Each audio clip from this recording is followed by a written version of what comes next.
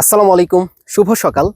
আজকে morning guideline 4 এবং আজকে কথা বলবো অ্যাডমিশনের একদল দুর্ভাগা শিক্ষার্থীদেরকে নিয়ে, যারা অ্যাডমিশনের শুরু থেকে শেষ পরীক্ষা পর্যন্ত প্রচুর পড়াশোনা করে। ওদের পড়াশোনা নিয়ে কমপ্লেইন করার মতো কোনো স্কোপ নাই, এরপরেও ওদের কোনো ভার্সিটিতে চান্স হয় না। তো তুমিও যদি ওই টাইপের স্টুডেন্ট হইতে না চাও বা ওই টাইপের দুর্ভাগা না হইতে চাও, তাহলে আজকে আমি তোমাকে দুইটা সলিউশন দিব এবং দুইটা বিষয় নিয়ে কথা বলবো। দেখো, তুমি অ্যাডমিশনে পড়াশোনা করতেছো, খুবই ভালো। তুমি যতই পড়ো, দিনে 12 ঘন্টা 13 ঘন্টা যাই পড়ো, প্রত্যেকটা দিন পড়াশোনা করো, বাট আলটিমেটলি তুমি যদি এক্সাম হলে সেই জিনিসটাকে ইফেক্টিভলি অ্যাপ্লাই করতে না পারো, তাহলে তো সেটার কোনো লাভই হইল না, তাই না? তো ইফেক্টিভলি অ্যাপ্লাই করতে পারবা জাস্ট দুইটা জিনিসের মাধ্যমে। এক হচ্ছে অ্যাডমিশনের নেগেটিভ মাস্ট কমাইতে হবে, দ্বিতীয়ত হচ্ছে টাইম ম্যানেজমেন্টটা একদম পারফেক্টলি করতে হবে। তো নেগেটিভটা কিভাবে কমাবা, এইটা ভাই আমি সবসময় বলি যে তোমাকে খুব বেশি লোভ করা যাবে না। যে পরীক্ষায় বসলা, পরীক্ষায় বসে তোমাকে একদম 100-তে 95টা 100টায় দাগাইতে হবে বা তুমি অনেক মার্ক পাইতে চাও, ওই জিনিসটা লোভ করা যাবে না। তুমি জাস্ট মনে রাখবা, তুমি যা পারো, যতটুকু পারো ততটুকুই তুমি অ্যাপ্লাই করতে গেছো, ঠিক আছে? এখন এই জিনিসটা তুমি হঠাৎ করে চাইলা আর তুমি হঠাৎ করে তুমি নেগেটিভ কমাইতে পারবা, ব্যাপারটা তা না। এই জন্য অ্যাডমিশনের প্রিপারেশনের শুরু থেকে তোমাকে প্রচুর পরিমাণে এক্সাম দিতে হবে, যেখানে ইচ্ছে এক্সাম দাও ভাই, বাট প্রচুর পরিমাণে এক্সাম দিতে হবে। তুমি কয়টা ক্লাস করতেছো, তুমি কি প্র্যাকটিস করতেছো, ওগুলার থেকে এক্সাম দেওয়ার গুরুত্বটা অনেক অনেক অনেক গুণ বেশি।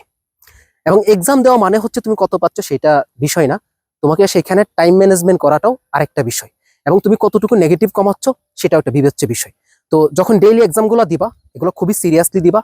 অনেকে আছে যে সিরিয়াসলি দেয় না, আন্দাজে কয়েকটা দাগায় দাগায় হচ্ছে তোমার এরপরে চলে যায়। তো তোমাকে যেটা করতে হবে, একদম সিরিয়াসলি পরীক্ষাগুলো দিবা, যেখানে পরীক্ষা দাও, এবং সেখানে খুব ঠান্ডা মাথায় পরীক্ষা দিবা, নেগেটিভটা কমাবা। টাইম ম্যানেজমেন্টের ক্ষেত্রে আসো। টাইম ম্যানেজমেন্টের ক্ষেত্রে আমি 3টা স্টেপ বলি সবসময়। প্রথম স্টেপ হচ্ছে যে তুমি ধরো 100 মার্কের পরীক্ষা হচ্ছে 1 ঘন্টা, তুমি প্রথম আধা ঘন্টায় হচ্ছে যা পারো, একদম 100% পারো, সে পারা জিনিসগুলোকে তুমি দাগাবা। আবারও বলতেছি, শুধুমাত্র পারা জিনিসগুলোকে দাগাবা। যে একটা জিনিস অনেক কনফিউজিং বা হচ্ছে একটা জিনিস তুমি এটা চিন্তা করতে হচ্ছে বড় ক্যালকুলেশন, এগুলো প্রথম ধাপে কোনোভাবেই দাগাবা না। প্রথম ধাপে 100% গুলো দাগাবা, এবং সেটার জন্য ধরো 1 ঘন্টার মধ্যে আধা ঘন্টা সময় তুমি নিলা। ওকে, পরবর্তী 20 মিনিট আরেকটা স্টেপ দাগাবা। সেখানে হচ্ছে যেগুলো তোমার কনফিউশন ছিল বা যেগুলো একটু বড় ক্যালকুলেশন ছিল, সেই বড় ক্যালকুলেশনে কোয়েশ্চেন গুলাকে তুমি অ্যান্সার করবা এবং খুব চিন্তা ভাবনা করে অ্যান্সার করবা। এরপরে আরো 5 মিনিট বা 10 মিনিট যেটা থাকুক, সেটা হচ্ছে তুমি যেটা পারো না ভাই, একবারই পারো না, একবারই তুমি দেখো নাই বা এটা তোমার পারা সম্ভব না, ওই টাইপের কোয়েশ্চেন গুলো নিয়ে চিন্তা করবা। চিন্তা করো, যদি 2-1টা পারো তাহলে দাগাবা, না পারলে স্কিপ করবা। এই হচ্ছে টাইম ম্যানেজমেন্ট। এবং এইটা তুমি বা এই গাইডলাইনটা যদি আমি তোমাকে পরীক্ষা 2 দিন আগে দিই, মেইন পরীক্ষার, তুমি শুনলেও এটা কোনো লাভ হবে না। এখন থেকে যারা ভার্সিটি প্রিপারেশন নিচ্ছ 26 বা 25 ব্যাচ, তো এখন থেকে যেখানে তুমি পরীক্ষা দিচ্ছ, কোনো না কোনো জায়গায় পরীক্ষা দিচ্ছ, চেষ্টা করবো অনলাইনের পাশাপাশি অফলাইন পরীক্ষা কিছু দেওয়ার। তো ওই জায়গাগুলোতে এখন থেকে সেগুলো অ্যাপ্লাই করা শুরু করো।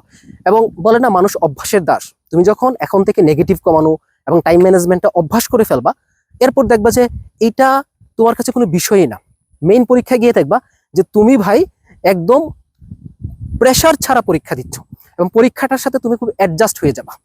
তো আমি একটা এক্সাম্পল দিই, যে আমি যখন জিএসটি পরীক্ষা দিই 20-21 সেশনে, তো দেখা যেত যে অনেকে 90টা দাগাইছে, 85টা দাগাইছে, পাসও করতে পারেনি। আর আমি 72টা দাগায় 59.75 পাইছিলাম, যেটা দিয়ে মানে জিএসটিতে সাস্টে জেনেটিক ইঞ্জিনিয়ারিং, জগন্নাথে জেনেটিক ইঞ্জিনিয়ারিং থেকে শুরু করে প্রত্যেকটা ভার্সিটিতে একদম টপ পজিশন আমার চান্স হয়েছিল।